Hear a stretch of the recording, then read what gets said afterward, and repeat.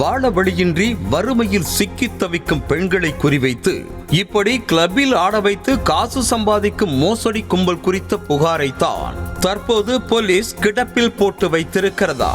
சென்னை பல்லாவரத்தைச் சேர்ந்த பெண் ஒருவர் திருமணமாகி கணவன் குழந்தைகளோடு வசித்து வந்த நிலையில் அந்த பெண்ணின் நண்பர் ராஜீவ்சந்த் என்பவர் மூலம் வெளிநாட்டுக்கு வேலைக்கு அழைத்து செல்லும் கணவன் மனைவியான ஏஜென்ட்கள் பிரின்ஸ் வில்சன், ஷாலினி வில்சன் ஆகிய இருவரும் அறிமுகமானதாக கூறப்படுகிறது. மாடலிங் செய்யும் பெண்களுக்கு பியூட்டிஷியன் வேலை செய்ய வேண்டும் என கூறியவர்கள் பாஸ்போர்ட் எடுத்து கொடுத்ததோடு சம்பள முன்பணம் என அந்த பெண்ணின் கணவருக்கு 50,000 ரூபாய் பணமும் அனுப்பி வைத்ததாக சொல்லப்படுகிறது.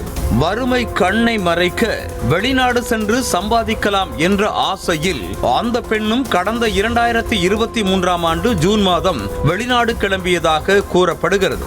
முதலில் துபாயில் வேலை என கூறிவிட்டு விமான நிலையம் வந்ததும் சிங்கப்பூர் என மாற்றிய அந்த கும்பல் அங்கு சென்றதும் கிளப்பிற்கு அழைத்து சென்று மது போதையில் இருக்கும் ஆண்கள் முன்பாக ஐட்டம் பாடலுக்கு நடனமாட சொல்லி வற்புறுத்தியதாக கூறப்படுகிறது. அது மட்டுமல்லாமல் தேவைப்பட்டால் கிளப்பிற்கு வரும் ஆண்களுடன் நெருக்கமாக இருக்க வேண்டும் என பாலியல் தொழிலில் ஈடுபடுத்த கட்டாயப்படுத்திய அந்த கும்பல் இழிவான செயலுக்கு மறுத்துவிட்ட அந்த பெண்ணை அடித்து மிரட்டி பாடாய்படுத்தி துன்புறுத்தி இருக்கிறது.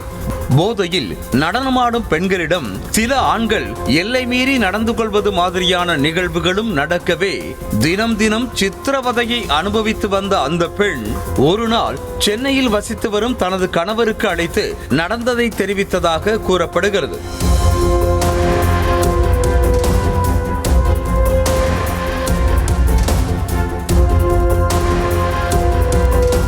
இதனையடுத்து வழக்கறிஞர் உதவியோடு சுமார் 1 மாத கால போராட்டத்திற்கு பிறகு மனைவியை சிங்கப்பூரில் இருந்து மீட்டு அழைத்து வந்திருக்கிறார் அந்த கணவர். கடந்த 2023ஆம் ஆண்டே பாதிக்கப்பட்ட அந்த பெண் பத்திரமாக சென்னைக்கு திரும்பி வந்தாலும் அங்கு நடைபெற்ற ரண கொடுமைகளை சொல்லி பல்லாவரம் போலீசில் புகார் அளித்ததாக கூறப்படுகிறது.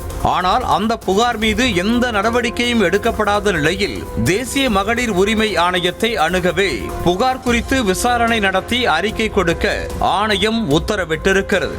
இதற்கிடையே உடல்நிலை சரியில்லாத காரணத்தினால் புகாரின் நிலை என்னவென்று அறிய முடியாத சூழல் ஏற்பட்டிருக்கிறது.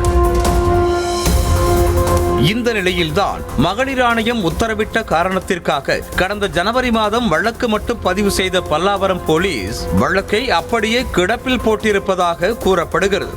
அதாவது வறுமையில் வாடும் சின்ன சின்ன இளம் பெண்களை குறிவைத்து வேலை வாங்கி தருவதாக அழைத்து சென்று பாலியல் தொழிலில் தள்ளும் இந்த கும்பலில் மொத்தம் 7 பேர் இருப்பதாக கூறப்படுகிறது. பிரின்ஸ் வில்சன், ஷாலினி வில்சன் இருவரும் கணவன் மனைவி என்ற நிலையில் ராஜ்தீப்சன் புரோக்கர் போல செயல்பட்டதாக சொல்லப்படுகிறது. பார்ப்பதற்கு நல்ல படித்த பெரிய குடும்பத்து ஆட்கள் மாதிரி இருந்து கொண்டு கணவன் மனைவி சேர்ந்து இந்த இழி வேலையை செய்து வந்ததாக சொல்லப்படுகிறது.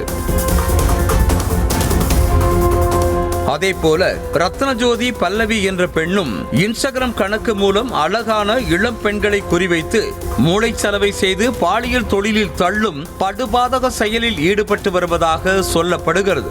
சென்னையில் இருந்து செல்லும் பெண்களை கண்காணிக்க ஒருவர் கிளப்பிற்கு அழைத்து செல்ல பாலியல் தொழிலில் ஈடுபடுத்த என தனித்தனி நபர்களாக ஒரு நெட்வொர்க் போல செயல்பட்டு வந்ததும் கண்டுபிடிக்கப்பட்டுள்ளது.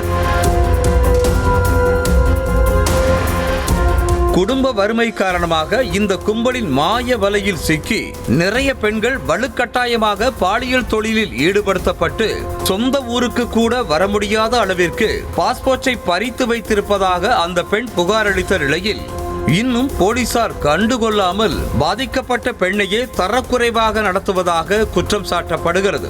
சிங்கப்பூரில் என்ன நடந்தது என்று வீடியோ ஆதாரம் எடுத்து வந்து புகார் அளித்தும் இன்னும் காவல்துறை கண்டுகொள்ளாமல் இருப்பதாக சொல்லப்படுகிறது. ஆசை வார்த்தை பேசி பாழும் கிணற்றில் பெண்களை தள்ள நினைக்கும் இந்த கும்பலை எப்படியாவது போலீசில் பிடித்து கொடுக்க அந்த பெண் நினைத்தாலும் காவல்துறை இந்த வழக்கில் ஆர்வம் காட்டாமல் இருப்பது இன்னும் பல இளம் பெண்களின் வாழ்க்கை சீரழிய காரணமாக மாறியிருப்பதாக விமர்சிக்கப்படுகிறது.